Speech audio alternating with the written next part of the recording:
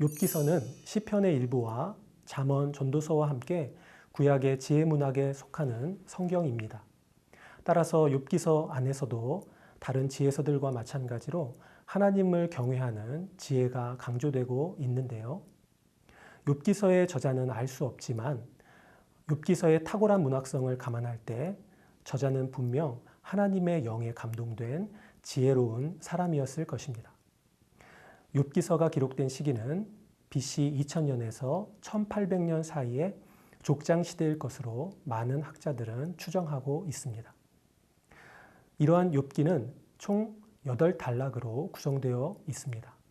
첫 번째 단락은 욥의 고난이 시작되는 욥기 1장과 2장입니다. 이 단락에서는 욥의 의로운 행실, 욥이 받은 2번에 걸친 시험과 욥의 반응, 그리고 욥의 세 친구들이 소개됩니다. 두 번째 단락은 욥의 탄식이 기록된 3장입니다.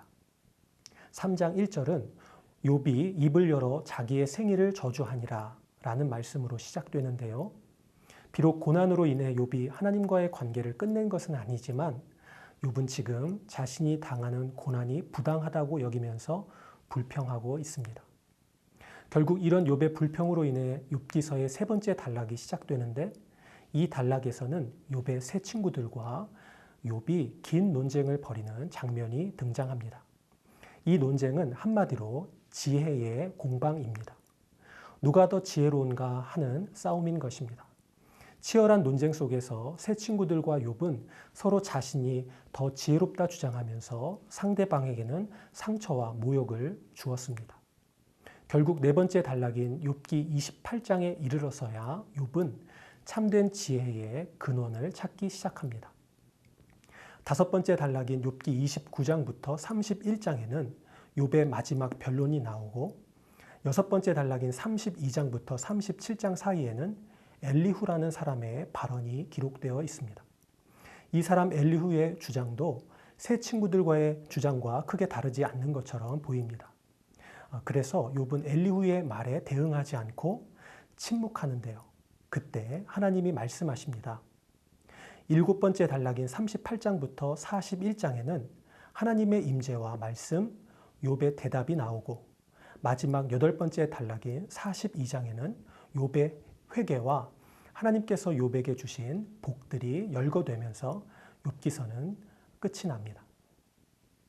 이런 욥기서가 성경에 기록되어 오늘을 사는 저와 여러분에게 전해진 이유가 무엇일까요? 하나님께서 욥기를 통해 우리에게 하고자 하시는 말씀은 크게 두 가지로 요약할 수 있습니다. 첫째는 지혜에 관한 교훈입니다. 앞서 말씀드린 대로 욥기서 전반부에는 욥과 세 친구들이 지혜의 공방을 벌이면서 자신들의 지혜는 과시하고 상대방은 무시하는 불편한 논쟁이 벌어졌습니다. 그러나 일곱 번째 단락인 38장부터 41장에서 하나님이 임재하시고 말씀하시기 시작하면서 상황은 다른 국면으로 접어들기 시작합니다.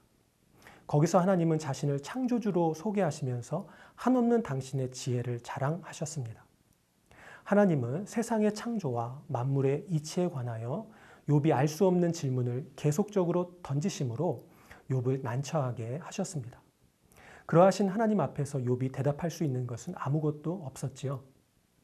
결국 이런 과정을 통해서 욥은 자신의 무지를 깨닫고 지혜로우신 하나님을 인정하게 되었습니다. 이런 말씀을 통해서 성경 기자가 저와 여러분에게 전하는 메시지는 분명합니다. 그것은 무지한 인간이 하나님과 그분이 하시는 일을 다 헤아릴 수 없다는 것입니다.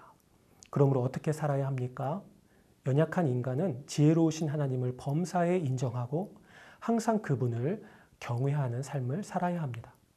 그러면 창조주 하나님의 지혜와 권능 안에서 모든 것이 선이 된다는 것을 욥기서가 가르쳐주는 것이죠. 하나님이 욥기서를 통해 하시는 말씀 두 번째는 고난에 관한 문제입니다. 욥의 세 친구들과 엘리후는 인과응보의 신학을 가진 사람들이었습니다. 사람이 죄를 지으면 고난을 받는데 욥이 고난을 받고 있으니 그는 죄인이라고 세 친구들과 엘리후는 생각했습니다.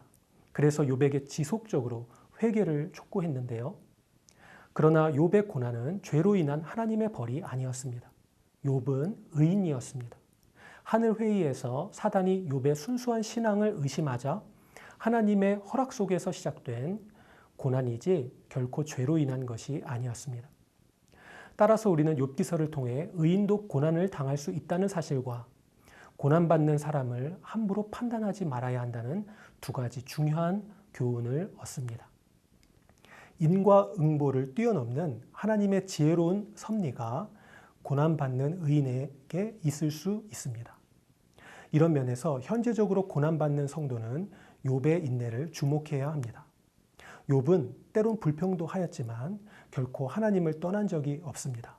그는 자신의 아내가 요구한 대로 하나님을 욕하고 죽는 길을 선택하지 않았습니다. 욥은 끝까지 자신의 삶을 놓지 않았고 고난 속에서도 인내했습니다.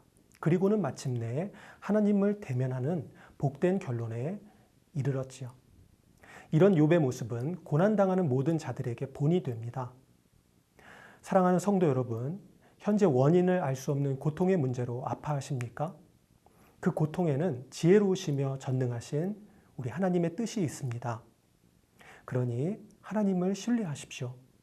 하나님은 다만 지혜와 권능을 가지셨을 뿐만 아니라 그분은 선하시며 그 인자하심이 영원하신 분입니다. 고통 속에서도 반드시 선한 일을 이루시는 하나님이십니다. 그 증거가 욥이고요. 이 사람이 모형적으로 증거하고 있는 우리 구주 예수 그리스도이십니다.